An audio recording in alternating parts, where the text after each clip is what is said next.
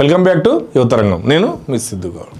ఆంధ్రప్రదేశ్ రాజకీయాల్లో, ముఖ్యంగా వైఎస్ఆర్సీపీ రాజకీయాల్లో ఒక కొత్త ధోరణి కనిపిస్తుంది. సీన్ రివర్స్ అవుతున్నట్టు అనిపిస్తుంది.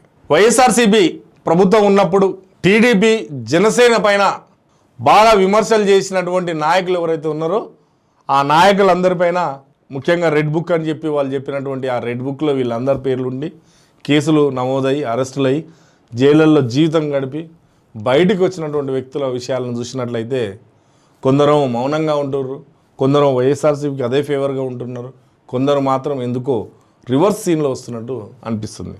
ముఖ్యంగా వైఎస్ఆర్సీపీలో యువనాయకుడిగా ఉంటూ వైఎస్ఆర్సీపీలో ఎక్కడ ఎవరినన్నా మాట్లాడాలన్నప్పుడు కీలకంగా కనిపిస్తూ గత 5 ఏళ్లలో టీవీలలో లేకపోతే కొన్ని ఇంటర్వ్యూలలో ప్రజల దృష్టిని ఆకర్షించినటువంటి వ్యక్తి బోరుగడ్డ అనిల్. ఆ బోరుగడ్డ అనిల్ జైలు జీవితం గడిపిన తర్వాత అతనిలో ఏదో ఒక మార్పు కనిపిస్తుంది. చాలా రోజులు మౌనంగా ఉన్నాడు. మౌనంగా ఉన్నటువంటి వ్యక్తి సడన్గా జగన్ కలిసేందుకు వెళ్ళి తాడపల్లిగూడెం దగ్గర జగన్ ఇంటి దగ్గరనే ధర్నాకు దిగించేటువంటి పరిస్థితి ఏర్పడ్డది. అసలు ఏం జరుగుతుంది?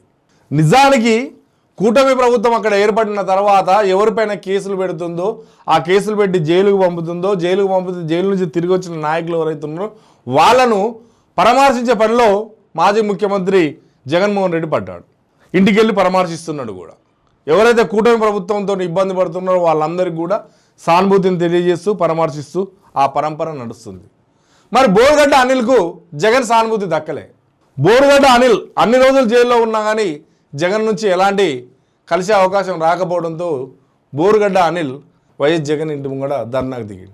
ఆ పార్టీలో ముఖ్యంగా కీలక నేతగా ఉన్నటువంటి సజ్జల రామకృష్ణారెడ్డి జగన్ను కలిసే అవకాశం బోరుగడ్డ అనిల్కి ఇవ్వడం లేదనేది ఒక ఆరోపణ.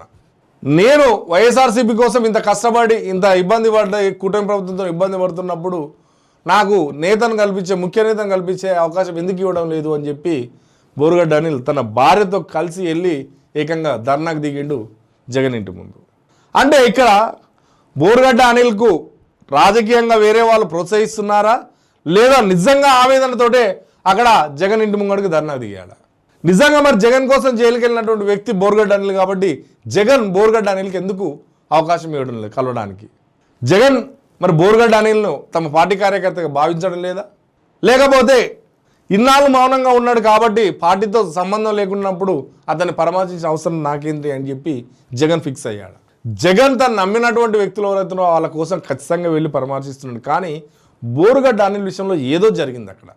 బోరుగడ్డ అనిల్ టీడీపీ వాళ్ళకి ఎక్కడో తగ్గినట్టుగా అనిపించిండు.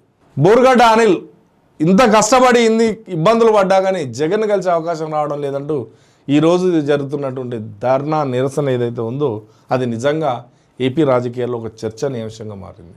అసలు బోరుగడ్డ అనిల్ విషయం ఏంటి? జగన్ ఎందుకు దూరం పెడుతున్నాడు? అసలు జగన్ మధ్య బోరుగడ్డ అనిల్ మధ్య సజ్జల రామకృష్ణారెడ్డి ఎందుకు ఒక గీత గీశాడు? ఆ గీతను దాటే పరిస్థితి ఎందుకు లేదు అనేటువంటి ఏపీ రాజకీయాల్లో సీన్ రివర్స్గా మారిందా అన్నటువంటి ఒక చర్చ నడుస్తుంది. చూద్దాం ఈ విషయం ఇంకా ఎక్కడికి దాకా దారితీస్తుందో, జగన్కు సంబంధించిన వ్యక్తులు ఇంకా కొందరు ఏం చేస్తారు అనే విషయం చూద్దాం. కొంత వరుసలో నమస్తే.